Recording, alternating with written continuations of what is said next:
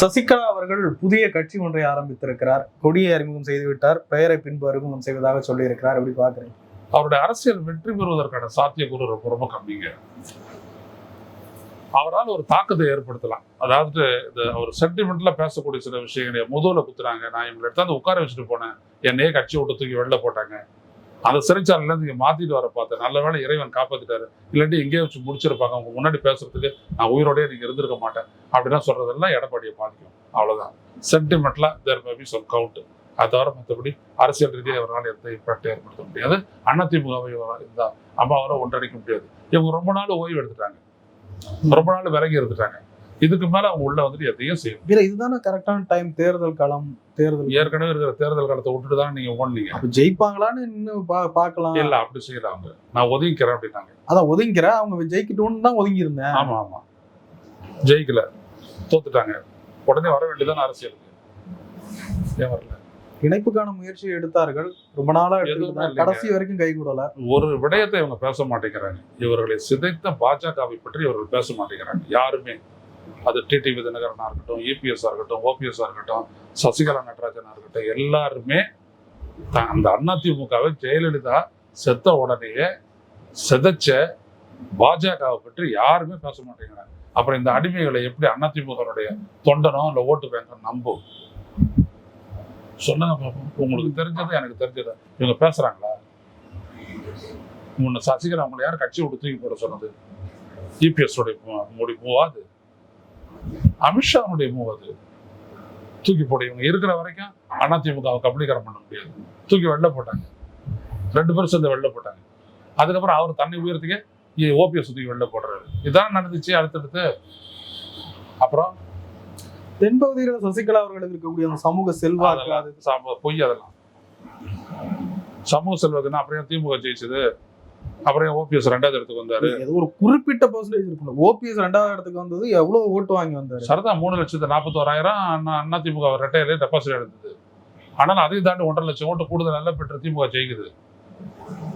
அங்கேயும் சரி, தேர்தலையும் சரி. நீங்க ஒண்ணு கவனிக்கணும், அந்த கம்யூனிட்டி அப்படின்றதெல்லாம் சும்மா பேச்சு. ஓரளவுக்கு அந்த ஃபீலிங் இருக்கலாம். ஐயோ நம்ம பொம்நாட்டி இவங்க, நம்ம பாடி இவங்க அப்படின்ற இருக்கலாம். ஓபிஎஸ்க்கு வேற, அவருக்கு ஒரு மரியாதையே அங்க இருக்கும். ஏன்னா ரொம்ப நாள் ஒரு மினிஸ்டரா இருந்திருக்கிறாரு, செல்வாக்குள்ள ஒருத்தராக இருந்தாரு, பலருக்கும் அவர் உதவி இருக்கலாம்.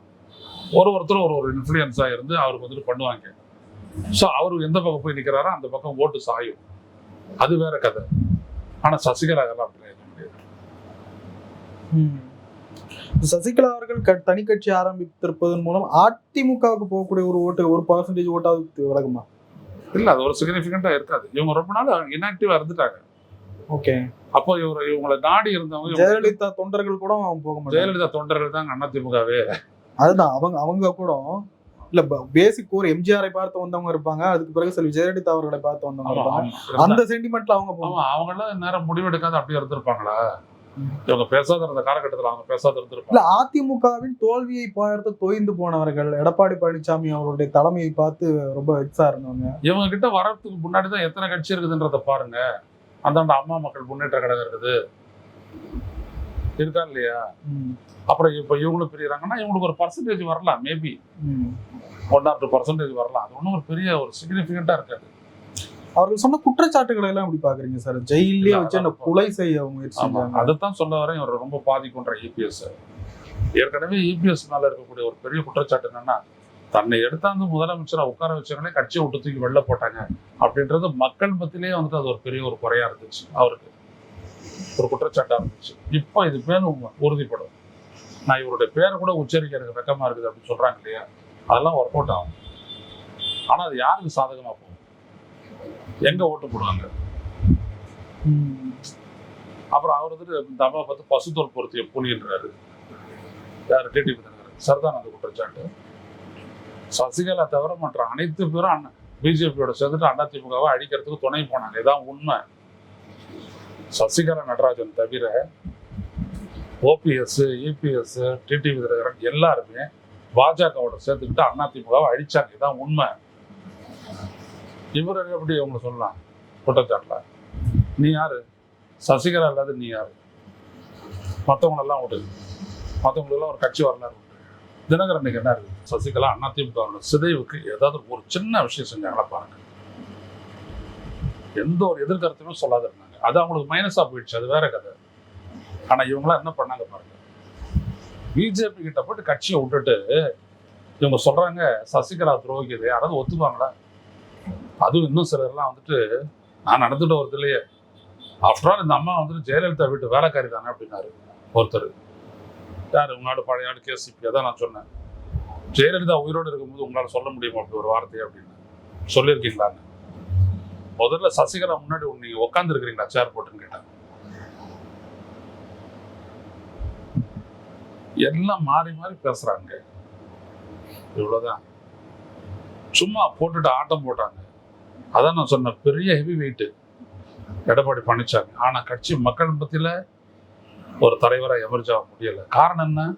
செஞ்ச செயல்கள் அப்படி. அதிமுகவை இவங்களெல்லாம் வந்துட்டு காலி பண்ணாங்க. எந்த ஒரு இடத்துலையும் அந்த அதிமுகவினுடைய அந்த அடிப்படை பைலாஸை வந்துட்டு மாற்றணும்ட்டு ஒருபோதும் சசிகலா சொல்லலை. அந்த பைலாஸ் தான் சரின்னு சொல்லிட்டு அவங்க நின்னாங்க, கடைசி வரைக்கும் நின்னாங்க. இந்த நீதிமன்றம், இந்த நாட்டு நீதிமன்றம் அவங்க ஒரு மாதிரி பண்ணிட்டு போனாங்க. ஜுடிஷியரி அது என்ன வேணாலும் பண்ணலாம், பண்ணிட்டு போனாங்க, அவ்வளோதான். சசிகலா எதுவுமே பண்ணலையே. ஓ பன்னீர்செல்வம் அவர்கள் திமுகவில் இணைகிறார் அப்படின்ற மாதிரி தகவல் வந்துகிட்டு இருக்கு. இல்ல, அவர் தான் சொல்லிட்டாரு, அதிமுக இணைக்கக்கூடிய, அதிமுக ஒன்றிணைக்கக்கூடிய அந்த முயற்சி தொடரும், அதனால எந்த கட்சியிலும் நான் இணைய மாட்டேன்னு சொல்லியிருக்காரு. கூட்டணியா அவர் போலாம், அது கட்சி ஆரம்பிக்க மாட்டேன்னு சொல்லியிருக்காரு. தனி கட்சி ஒரு பேர் இருக்குது அவருடைய கட்சிக்கு, அதிமுக தொண்டர் உரிமை மீட்பு. அதே பேசிஸ்லயே அவர் வரலாம், எந்த கூட்டணி வேணாலும் போலாம். இப்ப திமுகவுல யாருக்குரிய உறுதி ஆயிடுச்சுன்ற மாதிரி சொல்றாங்க. இல்ல, உறுதியாச்சுன்ற மாதிரி தான் சொல்றாங்க. பட் அவரு எவ்வளவு விஷயம் உறுதியானதெல்லாம் மாத்திருக்காரு, அதனால இப்போ மாறலாம், அவர் மாறலாம். ஒருவேளை ஓபிஎஸ் திமுகவில் இணைந்தால் அது என்ன இம்பாக்ட கொடுக்கும் நினைக்கிறேன். இல்ல, ஒரு பெரிய ஒரு இம்பாக்ட்லாம் ஏற்படாது. அவருடைய தொகுதியில் அவருக்கு இருக்கக்கூடிய மரியாதை இருக்கும். அது திமுக தான் அட்வான்டேஜ். அதிமுக அப்படின்ற அவருடைய தனிப்பட்ட அரசியல் அதுக்கப்புறம் அது உதவாது. அவர் மறுபடியும் ஒரு பெரிய ஒரு முக்கிய புள்ளியாவது எமர்ஜ் ஆக முடியாது. இந்த மாதிரி KKSR ராமச்சந்திரன், ஏவா வேலு மாதிரி அவரும் ஒரு ஆளாகி அப்படியே மெர்ஜ் ஆகி காண போக வேண்டியதுதான். மினிஸ்டர் போஸ்ட்ல பெரிய விஷயம் இல்ல மினிஸ்டர் போஸ்ட்லாம் கொடுப்பாங்களான்றதுலாம் தெரியல, அப்படிலாம் ஒன்று வருவாரான்னு தெரியல. பார்க்கலாம் சார். முன்னாள் ஏன்னா அவர் உறுதியா ஒன்று சொல்லியிருக்காரு, நான் எந்த முயற்சி எடுத்தாலும் அந்த முயற்சியை நான் தொடருவேன், அதிமுக ஒருங்கிணைப்பு. இந்த தேர்தலுக்கு பிறகுதானே அவர் கடைசியா சொன்னது சார், மதிய ஆதார் தலைவாசல் மிதியாது. இல்ல, மதிய ஆதார் தலைவாசல் மிதியாது அப்படின்றது NDAக்கு அவர் சொன்னது, பிஜேபிக்கு அவர் சொன்னது. அதிமுக பொறுத்த வரைக்கும் என்னன்னா, அதிமுகவுடைய எதிர்காலமே வருகின்ற தேர்தலில் அவங்க தோத்துட்டாங்க அப்படின்னோம்னா, அதன் பிறகு இவங்க எல்லாம் சேர்ந்து ஒன்னா ஆர்கனைஸ் ஆகி பழைய அதிமுக அப்படின்ற ஒரு இடத்துக்கு வரும். அப்பதான் ஓபிஎஸ்க்கும் சசிகலாவுக்கும் உள்ளபடியே வேலை இருக்கும். அது வரைக்கும் வேலை இருக்காது.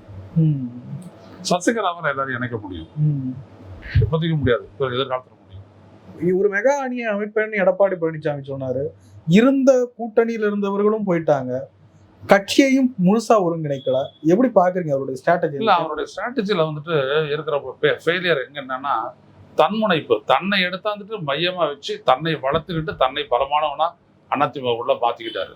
அது ஒர்க் அவுட் ஆயிடுச்சு, அது ஓகே. ஆனா கட்சி பலவீனப்பட்டு போச்சு. அதனுடைய விளைவு தான் 7 இடங்களில் டெபாசிட் பண்ணது. நீங்க ரொம்ப அரசியல் எச்சரிக்கையா இருக்கணும். நீங்க உங்களுடைய அரசியல்ல சக்சஸ்ஃபுல்லா இருந்த உங்களுடைய தலைவர்களுடைய வழியிலே நீங்க போயிருக்கணும். அதை நீங்க விட்டுட்டு தடம் புரட்டிங்க. தடம் புரட்டி எல்லாத்தையும் உங்களுடைய வசதியாக மாத்திக்கிட்டீங்க. ஒருங்கிணைப்பாளர், இணை ஒருங்கிணைப்பாளர், தலை ஒருங்கிணைப்பாளர் இப்படிலாம் பண்ணீங்க. அப்புறம் பொதுச் செயலாளர், அப்புறம் பொதுக்குழு தான் வந்துட்டு. இதெல்லாம் யார் எம்ஜிஆர் அப்படி சொன்னாரா? பொதுக்குழுக்கு அதிகாரம் இருக்கக்கூடாது அப்படின்னு சொல்லிட்டு டிராஃப்ட் பண்ணவர் எம்ஜிஆர் பைலாவை. நீங்க என்ன பண்ணீங்க? பொதுக்குழுக்கு அதிகாரம் கொடுத்து அப்படியே மேல உட்காந்துட்டீங்க. இதெல்லாம் எம்ஜிஆருடைய தொண்டனுக்கு இதெல்லாம் தெரியாதா? அவர் ரொம்ப தப்பு பண்ணிட்டாருங்க. அவர் அதுல இருந்து மீளவே முடியாது. அவருடைய அரசியல் வெற்றி பெறதுக்கான சாத்தியக்கூறு ரொம்ப ரொம்ப கம்மி. அவர் அறிவித்திருக்கிற ஒரு அறிவிப்பு எப்படி பாக்குறீங்க? தேர்தல் வாக்குறுதி 10,000 ரூபாய், இதெல்லாம் சும்மாங்க. அதாவது ஸ்டாலின் சொல்லும் போது அதற்கான நிதி ஆதாரம் கிடையாது, இப்பவே கடன்ல மூழ்கிட்டு இருக்கிறாங்க, இவங்களால செய்ய முடியாது அப்படின்னாரு. அவர் 27 மாசம் 28 மாசம் கொடுத்து விட்டாரு. அதுக்கப்புறம் இப்ப வேற ஒரு 5,000 ரூபாய் கொடுத்தாரு, முடிச்சிட்டாரு கதையை. இதுக்கப்புறம் ஸ்டாலின் சொல்றதை நம்புறாங்களா, இவர் சொல்றதை நம்புவாங்களா மக்கள்? ஒரு நாளைக்கு வந்துட்டு ஸ்டாலின் எல்லாத்தையும் போண்டி ஆகிட்டாரு, அங்க கஜானா காலி, என்னால என்ன பண்ண முடியும், நான் எல்லாத்தையும் சரி பண்ணிட்டு உங்களுக்கு நான் கொடுப்பேன் அப்படின்னு சொல்லிட்டு ஒரு மாத்தி பேசினாருன்னா யாரால என்ன பண்ண முடியும்? அது வழின்னு சொல்லியிருக்காரு, வரியை உயர்த்திடுவோன்றாரு. இப்போ ஜனங்க ஏன் சஃபர் பண்றாங்கன்னா நிறைய வரி கட்டுறாங்கன்னா அதனால 10,000 கொடுப்பாரா, அது 10,000 எப்படி கொடுப்பேன்னா வரியை போட்டு கொடுப்பேன்றாரு. விஜய் மாதிரியே பேச ஆரம்பிச்சிட்டாரு எடப்பாடி பழனிசாமி. அவர் என்ன நினைக்கிறாரு அப்படின்னா, இவங்க எல்லாருக்கிட்டையும் அவங்க நினைப்பு இருக்குது. அது என்னன்னா மைக்கை போட்டு மேல நின்றுட்டு பேசுற மக்கள் அப்படியே மதிப்பாங்க, ஏத்துக்கிறவங்க. அந்த காலகட்டம் போயிடுச்சு. இன்னைக்கு சிந்திக்கிறாங்க, அதை முதல்ல புரிஞ்சுக்கணும். யாருக்கும் சிந்தனை இல்லை, நம்ம சொல்றதெல்லாம் சரி அப்படின்றது வந்து இன்னைக்கு தொலைக்காட்சிகள் அப்படி ஒரு பிம்பத்தை ஏற்படுத்துது. அது இப்போ சொன்னார்ல, என் மீது பழி, ஏன் என் மீது பழிய போட்டீங்கன்னு ஏன் தொலைக்காட்சிகளுக்கு தெரியாது, நீங்க தானே காட்டினீங்க. அப்படியே எல்லாரும் வச்சு பேட்டி எடுத்துங்க. விஜய் 3ஆவது நாள் பேசினார்ல, அதுக்கு எதிராக ஏன் பேட்டி எடுத்து போட்டீங்க எல்லாருக்கிட்ட இருந்தோம்? உங்களுக்கு தெரியுன்றதுனால தானே, உங்களுக்கு இவர்னால தானே ஆச்சுன்றதுனால தானே நம்பி நீங்க போட்டீங்க. அப்புறம் இப்ப விஜய் சொல்லும் போது அப்படியே சொல்லிட்டு எதிர்கருத்தை இப்ப போடாதீங்கன்னா என்ன அர்த்தம்? இப்ப புரியுதுங்களா? சோ இந்த ஊடகங்கள் நம்புற மாதிரி மக்கள் இருக்க மாட்டாங்க, சிந்திப்பாங்க. ஏன்னா அது அவங்களோட எதிர்காலம் சம்பந்தப்பட்டது. அதனால இவங்களாம் வெற்றி பெறது ரொம்ப ரொம்ப கஷ்டம். நிறைய ஒரு கேள்விங்க சார், தேர்தல் ஏறக்குறைய தொகுதி பங்கீடுலாம் அந்த ப்ராசஸ் போயிட்டு இருக்கு. இன்னும் 1.5 மாசம் 2 மாசம் தான் இருக்கு. களத்துல திமுக மேல ஒரு சார்பு நிலை இருக்குன்றத நம்ம பெரும்பாலும் எல்லாரும் பேசிட்டு இருக்காங்க, நீங்களும் சொல்லிட்டு இருக்கீங்க. திமுகவை விட்டால் அந்த ஆன்டி இன்கம்பன்சி ஒரு குறிப்பிட்ட பெர்சன்டேஜ் இருக்கும். அந்த எதிர்நிலையில் இருக்கக்கூடிய மக்களுடைய அந்த மனநிலை எந்த பக்கம் சார் இருக்கு? இல்ல, எதிர்நிலையில வந்துட்டு யார் இருக்குது? நீங்க சொல்றது நான் ஏற்கிறேன் மார்ஷல். பால் கட்டண உயர்வு, பதிவு கட்டண உயர்வு, மின் கட்டண உயர்வு, இதெல்லாம் நான் ஒத்துக்கிறேன். சொத்து வரி உயர்வு, சொத்து வரி உயர்வு மாறுமா? எடப்பாடி ஓட்டு போட்டா மாறிடுமா? அப்படி இருக்க வரைக்கும் வரலாற்றுல மாறி இருக்கா? இல்ல, தமிழ்நாடு அரசியல் அந்த தன்மையில வந்தது தானே, இவங்க அவங்க இவங்க அவங்க குற்றச்சாட்டு அரசியல் அதுலதான் வருதுன்னு சொல்ல முடியாது. அதான் நான் இங்க சொல்ல வரேன். ஸ்டாலின் செஞ்ச சாதனைகள் வந்துட்டு ரொம்ப பெரிய அளவுக்கு முன்னாடி நிக்குது, இவங்களுடைய குற்றச்சாட்டு ரொம்ப கம்மியா பின்னாடி நிக்குது, அவ்வளவுதான். இவங்களால அந்த நம்பகத்தன்மையை உடைக்கவே முடியாது. அதைத்தான் நான் ஒண்ணு சொல்றேன், நான் ரிலேட்டிவா தான் சொல்றேன், ஒரு பகுப்பாய்வா தான் நான் சொல்ல வரேன். நீங்க சொல்லக்கூடிய விடயங்கள் சில இடங்கள்ல எடுபடலாம், அப்படின்னு ஜனங்க திங்க் பண்ணலாம். அதான் 5 வருஷம் போட்டோமே, அடுத்தபடியா மாத்தி போடுவோம் அப்படின்னு நினைக்கக்கூடிய ஒரு செக்மெண்ட் இருக்குது, அவங்க செய்வாங்க. அதை பத்தி ஒண்ணும் இல்லை. After all that is democratic right. ஆனா அது ஒரு சிக்னிஃபிகண்டா இல்லை. அதான் இல்ல, அது புரியுது. பட் அப்படி தேர்ந்தெடுக்கக்கூடிய மக்கள் யார ஒரு ஆப்ஷனா தேர்ந்தெடுப்பாங்கன்னு கேட்க, செகண்ட் பொசிஷன் அது கட்டாயம் அதிமுக தான். விஜய்க்கு வாய்ப்பு இல்லை. விஜயினுடைய ஸ்ட்ரென்த் அவருடைய ரசிகரோட முடியுதுங்க, அதை தாண்டி எதுவுமே கிடையாதுங்க. பெண்கள் கிடையாது, தொழிலாளர் கிடையாது, விவசாயிகள் கிடையாது, யாரும் கிடையாது. அவருடைய ரசிகரோடு அது முடிஞ்சிருச்சு. அதுவும் தேய்மானத்துல இருக்கு. நீங்க வேணா பொறுத்து பாருங்க. ஏன்னா ஒரே ஃபேக்டர் தான், பீப்புள் வில் திங்க். அதான் ரொம்ப முக்கியம். அப்படியே பிளைண்டா போகவே மாட்டாங்க. இன்னைக்கு நீங்களும் உங்களையும் என்னையும் மட்டும் எடுத்துக்கங்க. நேத்தை விட இன்னைக்கு பாத்தீங்கன்னா அவங்களோட சிந்தனை லெவல் அதிகரிச்சிருக்கும். ஒரே மாதிரி கேள்வி கேட்கிற மாதிரி இருக்கும். ஆனா இந்த கேள்வி வந்துட்டு நீங்க 5 நாளைக்கு முன்னாடி கேட்ட கேள்வியை விட மாறுபட்டது இன்னைக்கு. அதை நான் நீங்க ரிசீவ் பண்றேன், எனக்கு தெரியும். ஏன்னா ஈவெண்ட்டும் திங்கிங்கும் மாறுது. அப்ப அந்த ரிஃப்ளெக்ஷன் ஒரு மனிதன் அவனையும் மீறி நடக்கக்கூடியது அந்த திங்கிங், தாட் ப்ராசஸ்ன்றதே அப்படிதான். அது வேற மாதிரி. மதப்புல வாழறவங்களுக்கு இதெல்லாம் இருக்கவே இருக்காது. நல்லா நீங்க புரிஞ்சுங்க, மதப்புல இருக்கிறவங்களுக்கு இது எதுவுமே தெரியாது. ஆனா அன்றாட வாழ்க்கையில இருக்கிறவங்களுக்கு இது எல்லாமே தெரியும். இன்னைக்கு இந்த மாதிரி ட்ரெயின் இந்த மாதிரிலாம் போகுது, இது யாருடைய வேலை, யாருக்கு கெட்ட பேர் எடுக்கிறதுக்கு செய்யறாங்க, எல்லாம் மக்களுக்கு தெரியும். ஏன் அந்த ரயில்வே டிபார்ட்மெண்ட் இங்க இருக்கிற அரசு தொடர்பு கொண்டு பேருந்து ஏற்பாடு பண்ண முடியாதான்னு ஏன் செய்யல? அல்டிமேட்டா ஒரு கோவம் வந்துச்சு அப்படின்னா லோக்கல்ல மாறும் அப்படின்ற ஒரு எதிர்பார்ப்பு. அதானே? இதெல்லாம் மக்களுக்கு புரியாதானே? விஜய் அந்த இடத்துல பாப்புலர் ஆகிறது கூட வாய்ப்பு இல்லை. Vijay cannot be popular beyond his fans. அவருடைய ரசிகர்களை தாண்டி அவர் யாரிடமும் செல்வாக்கு பெறவே முடியாது, வாய்ப்பே இல்லை. நிறைய விஷயங்களை பேச முடியும்.